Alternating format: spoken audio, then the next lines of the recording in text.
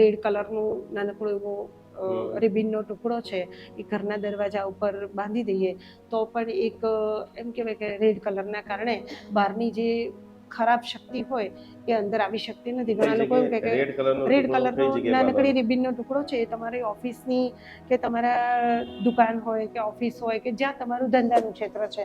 ઘણા લોકો એવું કહેતા હોય કે અમારો ધંધો હવે ચાલતો નથી, અમારું પહેલાં બહુ સારું ચાલતું હતું, ખબર નથી પડતી કેમ ધંધો બંધ થઈ ગયો છે. તો અમે એવું કહીએ કે રેડ કલરની એક રિબિન છે તમારા ઘરની બહાર દરવાજાનું જે હેન્ડલ છે ત્યાં આગળ તમે બાંધી દો એટલે ઘરમાંથી ઘણી બધી જે પેલી નેગેટિવિટી હોય એ પણ દૂર થાય છે.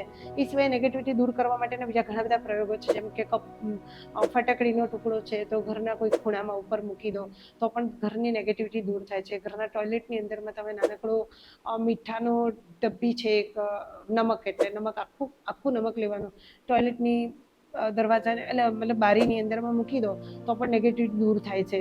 એટલે જે વિચારો દ્વારા બધા નેગેટિવ થતા હોય છે ને, અને આ બધું નેગેટિવ થવાનું મુખ્ય રીઝન હોય ને તો એક રીઝન એવું પણ છે કે ઘરમાં જેટલા હોય એટલા કમાવા માટે દોડી જતા હોય છે.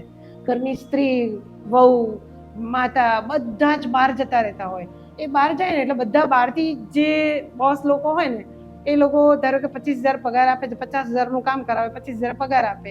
એટલે સાંજ પડે એવા સ્ટ્રેસમાં ઘરે આવતા હોય ને એટલે પેલી રસોઈ બાકી હોય એટલે વહુએ કંટાળે, પેલી એ કંટાળે, એકબીજાની ઉપર આમ જાણે કે આમ શું કહેવાય કતરાતા હોય ને એવું થયા કરે. એટલે આમાં પણ વધારે નેગેટિવિટી ભેગી થઈ જતી હોય છે.